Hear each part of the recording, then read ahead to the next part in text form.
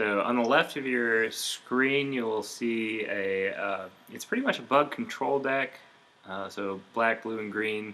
Mm-hmm. And on the right is a Talrand Gush deck. Talrand being the creature from what, M12, M13? That is it. It might be Zen. I'm not sure. Maybe Zendikar. Oh, it could be. Anyway, it makes a 2/2 flying Drake creature anytime you play a spell. Instant or sorcery. Instant or sorcery. Yep, and it's a 2 blue and 2 creature. I believe it's a 2/2. Right. So looks like the bug player is recalling. Is that misstepped? Yeah. It was. So the bug player on the left played Ancestral Recall, and the Gush player on the right played Mental Misstep. So it got countered. That'll send the Ancestral, or the Gush player rather, to 18. So there's actually a lot of different interactions that would go on here. Both of these are going to be sort of slower decks. I mean, the Gush deck would have potential to go off faster, depending on the hand. Like, as soon as he gets a decent combo hand, he could win within a couple turns. But the bug deck in this case would be trying to extend the game as long as possible so that all of his different advantage engines, for example, the Deathrite Shaman that he just played, can come into effect. Mm-hmm. I mean, Deathrite Shaman is going to be a slow card. You're going to try and win with that over 10 turns. Yeah, you almost need to build up a little bit of a graveyard in order to really take advantage of it. Right. But the Gush player has played Mystical Tutor. He's going to be looking right now. Luckily, we get to see what he's getting. Yeah, we'll see what he gets. It'll probably be... I mean, early in the game, it could be Ancestral. It could be Gush itself. Oh, yeah. Gush might be good. I doubt he's going to be playing any kind Ancestral. of removal for the shaman, but yeah. So he gets Ancestral Recall there, which is a very popular Mystical Tutor target for sure. Yeah, I mean, Mystical Tutor going to get Ancestral is a little bit less desirable to me than, for example, Merchant Scroll going to get Ancestral. Simply because you go down a card to play the Mystical Tutor. Exactly, Mystical Tutor going to the top of your deck instead of your hand, right? Losing the card. Yeah, I like Mystical Tutor obviously for getting. I usually try to get answers. Yeah, I agree. Time Walk's a good Mystical Tutor target. Right, and you can also, I mean, obviously the bigger answer it's to something that just goes out and outright kills your opponent. So you get something like Tinker or Yawgmoth's Will. Those are the obvious good ones. I mean, it's not really a waste to spend it on Ancestral, but it's, in my opinion, it's one of the weaker plays. Yeah, you definitely do gain some card advantage from it, though. Right. Yeah. No problem with that play, but. Mm-hmm. I could not tell what those were. Yeah. But so. After countering his opponent's Ancestral and playing his own, he's still up a decent amount of cards. Especially since he didn't have to spend a Force of Will on Ancestral. Mental Misstep made a big difference in Vintage after you could suddenly counter your opponent's Ancestral Recall for 1 card instead of 2. Oh, yeah. That made a huge difference. Yeah.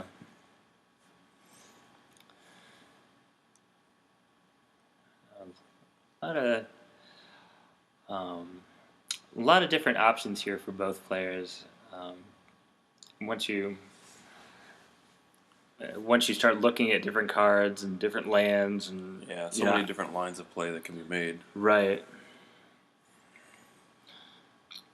I mean, the going to get Ancestral there with Mystical Tutor is actually pretty straightforward. I mean, he did have other options, but he's drawing 3 cards there gives him so many more options that he can suddenly think about. I believe he has a Yawgmoth's Will in hand too. I think I saw that when he revealed in the beginning. Could be. So that makes Ancestral a little more strong as well there because he can play it twice now. Right, absolutely.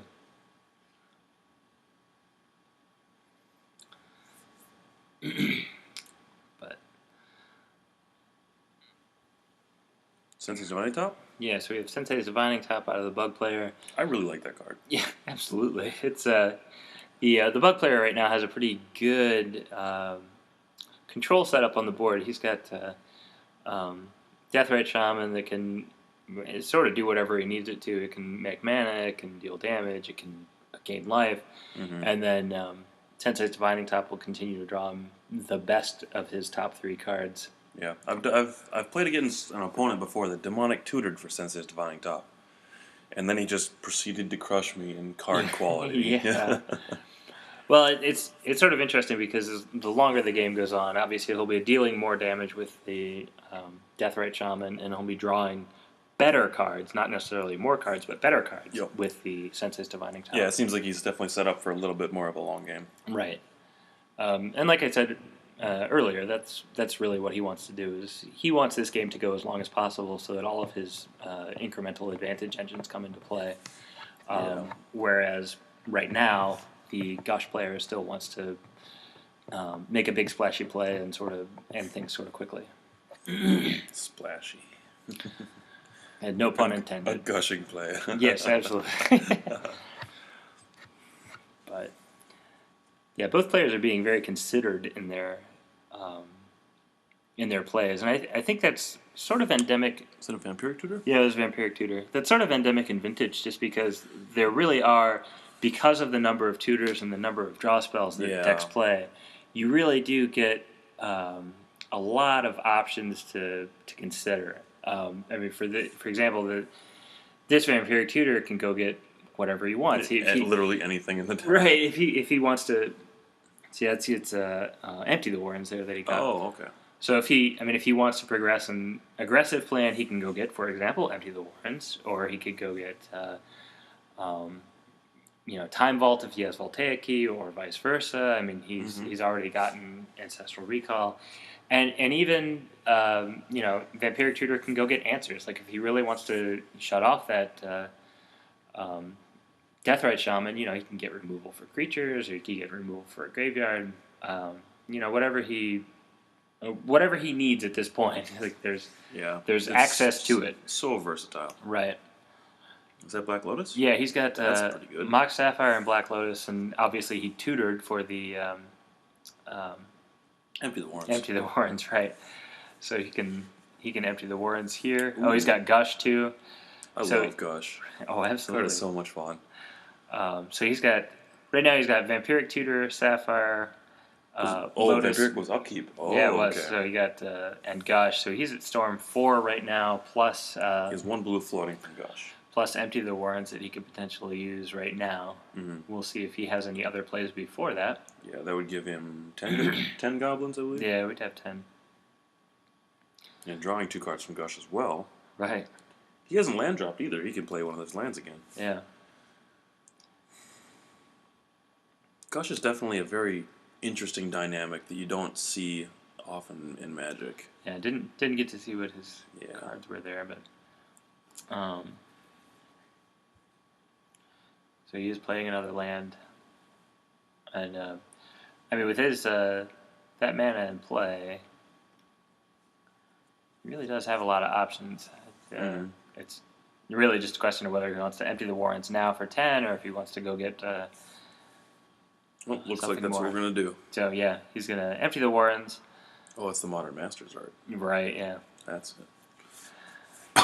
Yeah, we were watching this one earlier, and I didn't recognize that card as being red. So, yeah. But it is foil Modern Masters. That's why I didn't recognize it. Yeah. Definitely a little darker at times. Yeah. But he's emptying the Warrens he'll get 10 goblins, and then he's got 2 mana floating there that he can use as disruption or whatever he needs to do. Alright, so he has 2 5/5 goblins. Well, he's got 2 groups of 5 goblins each. Yep. So his opponent has some extra mana because of Deathrite Shaman, can see some extra cards because of Sensei's Divining Top, but he's if he's let all these things resolve, he might be digging for answers here. This could take a while. He's using the top at the end of the turn to see what else he can find. Yeah, the Gush player has made a move now. The Bug player on the left has to find a way to stop him. Right. And I don't believe there are any creatures in the graveyard, so Deathrite cannot gain life. And not yet, anyway. Yeah. Very well, maybe soon. couple extra mana. Still thinking about different options. And that's one of the things about vintage decks. A lot of vintage decks can transition quickly between. He's played Time Walk there. A lot of vintage decks can transition quickly between playing a control role and playing an aggressive role. So you can go pretty quickly from countering a bunch of your own opponent's spells several turns in a row, several different spells, to drawing Tinker and playing that, and suddenly you've gone from stopping all of the things your opponent's doing to playing one spell, and suddenly you're the aggressor. Like you're in charge of this game. Your opponent has to find an answer to you. Yeah, changing roles in Vintage is much more dynamic, I guess, right, than other formats. Yeah, and if your opponent does have an answer to your Tinker, maybe they Hurkyl's Recall your Blightsteel Colossus, whatever. Suddenly you're back on the defensive. Things go back and forth pretty quickly, and that's one of the interesting things about Vintage. I think is that there is that sort of flexibility, that dynamic back and forth play. A lot of people think it's all very one-sided. You goldfish your opponent and that's it. But it is very back and forth and very interactive. Although you do see a few turn one wins every now and then, it's not nearly as frequent. Every once in a while you see them, but it's. I think the reputation it has is far, far worse than it actually is in practice. I mean, I think most of the games that I've played have been. Most of the games I play are, they last well into the game, and both players are being active. They're both doing different things and trying to stop the opponent. Like it's very interactive. Yeah. The one interesting thing about Vintage too is, I guess, it's probably less turns will take place in a game. Yeah. But it'll be the same number or more total interactions between the players in those turns. Right. What you get is they're very compact games. Like you have more decisions to make in one turn. Exactly. But you take fewer turns overall. So in general, you end up with the same number of interactions as you would in Standard or Modern Legacy, but they're all compressed into fewer turns. Yep. And it's some people like that. Some people are less enthusiastic. Yeah, about it definitely adds a level of complexity to Vintage. Yeah. So the okay. The bug player is has been digging with top and has now played Voltaic Key, which will allow him to dig farther with top. Yeah, the interaction with Voltaic Key and top, you can tap top to draw a card, and then use Voltaic Key to untap top, and then tap it again to draw another one. Right. Which essentially puts top, or draw a card with top, and then you draw top. Right. It's interesting. There's actually a whole lot of different ways to play that. I mean, you can also look at the top three at any point in those if you exactly. Want to put top farther down. You can stack it how you will. You can stack it how you want to, and move things around a little bit more. And that's why top is good with Time Vault, but Key is good with Time Vault, but it's also good with top. Yeah, it's nice that it has a few interactions here and there with other cards besides just Time Vault. Yes, and you can definitely use it for mana fixing every once in a while. After you've done that, and Soul Ring or Mana Vault, Mana Crypt. Give your Blightsteel Colossus Vigilance if you like. Yeah. Of all the many useful uses. Yeah, right.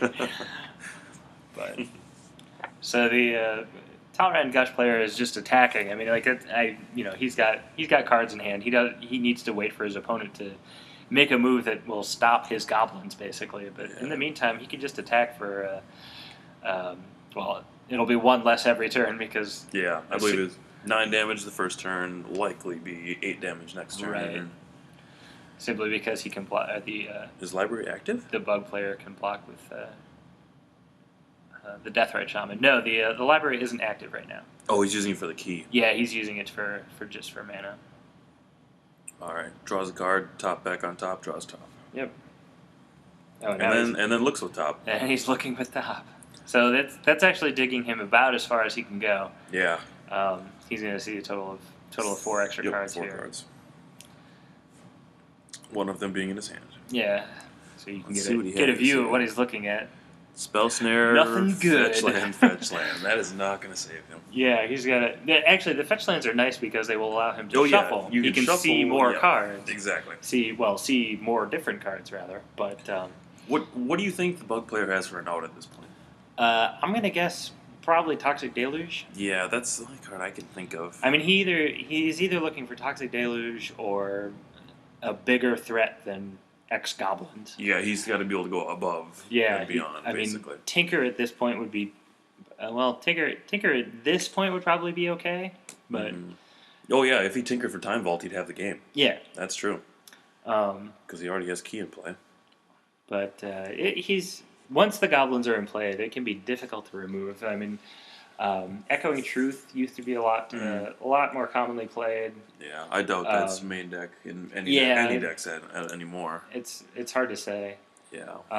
Like I said, Toxic Deluge is probably what he's looking for. Long gone are the days when people would cycle Slice and Dice. I don't even know what Slice and Dice does. Slice and Well, I don't know what Slice and Dice does for its mana cost, but if you cycle Slice and Dice, which costs 3, a red and 2 colorless, it deals 1 damage to every every creature. Oh. Or it gives every creature -1/-1, so it would kill all the goblins, and he would draw a card. That's pretty interesting. Oh, what's that one? Electrickery. Electrickery, yeah. We've been talking about that card every now and then.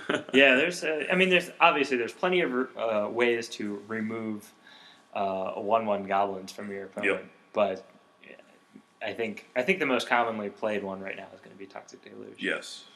Simply because Toxic Deluge is so flexible as far as removing... it's extremely versatile. Removing anything. I mean, you can... in this case, he could Toxic Deluge for 1 and leave his Deathrite Shaman alive. Exactly. If his opponent is playing Lodestone Golem and he does have enough mana, he could remove all of those. And the nice thing is that it's the same mana cost no matter what. It's all access to your life. Right. And I guess True Name Nemesis is seeing a little bit of play in Vintage as well. It removes that. Yeah, I like True Name Nemesis a lot, Mm-hmm. and I think there's a lot of cases where you can play a True Name Nemesis and your opponent just really doesn't have an answer for it if they're not playing main deck Toxic Deluge. Mm-hmm. I remember one tournament I played a turn 1 Black Lotus and a True Name Nemesis, and I won that game on the back of True Name Nemesis. It was really good. Not many people have the answers for it. No, it's kind of fringe. Yeah, well, True Name Nemesis is just hard to answer for one. I mean, it's like in general, it's hard to answer. So we're looking at more cards with top. We're seeing Scavenging Ooze, Abrupt Decay, and more land. Yep. Unfortunately, he doesn't have any creatures in his graveyard, so he can't gain life with Deathrite, and he can't gain life with Scavenging Ooze. Yeah, he can't buy himself any turns right now. Yeah, he's kind of between a rock and a hard place. It looks like things are sort of winding down here. He's still digging though, and that's what you got to do. Yeah, it's all your only option. Unless you really feel like just conceding, like you're still going to keep looking. And like I said, with the top and the key, with key out, he still has a chance within the and some fetch lands. Like he'll see plenty of different things that could potentially win him the game. Yep. Tutors, anything, find Time Vault. Yeah, and of course we don't know what the Gush player has. I mean, if he has a handful of counters too, that's he hasn't had to use a Force of Will yet. He only used that one Mental Misstep, I think. And he's drawn a couple cards since he's played Empty the Warrens. Right. 2 cards, I believe. There's 3. 2 or 3. Yeah. Yeah, I mean, everything... You just need to see as many cards as you can. And that's part of... that's one of the things you learn playing Vintage is how to maximize your draws, how to maximize your... Yep. Maximize the cards that you're seeing, especially with top and Brainstorm. And it's something that a lot of Legacy players I know learn as well. Although, when you have 4 Brainstorms and 4 Ponders, a lot of it's pretty easy. Like, you just look at cards as you see them. It doesn't matter. You can play those and see the cards that you need to. You really don't realize how good Brainstorm is until you're restricted to only playing 1 in Vintage. Yeah, absolutely. It's very good. I mean, it really teaches you to sort of treasure that Brainstorm. Like you'll hold it as long as possible so that you can see an extra card before you use it, that sort of thing. Yep, it's usually best to not use Brainstorm until you need to use Brainstorm. Right. I feel like too many people fire it off too soon. Yeah. Oh, I agree. And I mean, the thing is, you so rarely get punished for that. I mean, like, Yeah, if you fire it off still too good. If you fire it off too soon, like, you still see 3 extra cards, and you're still in good shape. But you don't get punished for it as much as you would, say, with other cards by playing them too soon. Yeah. And obviously, Vintage is spoiled by having. So that's actually interesting. He's got the. What was it Trinket Mage, Mental Misstep? Yeah, he's got Trinket Mage available, and it sort of makes me wonder if he has Engineered Explosives in his deck. So I know, like when I play Bomberman, that was an awesome target to get. I mean, Engineered Explosives is a huge card. We don't you really can play it for free and activate for 2. Right. Like if he had Engineered Explosives right now, he could do it. I mean, I think he's down to his last available options here, so he's got a. He doesn't. I don't think he has another turn. Yeah, he wouldn't have the. I think this is going to be it right the here. mana available. He's likely just going to concede. Yeah. Yeah. Oh, if he had another turn, then Demonic would be good. Well, yep, he scoops him up. We're going to game 2. Yeah, he needed one more turn to be able to do anything there.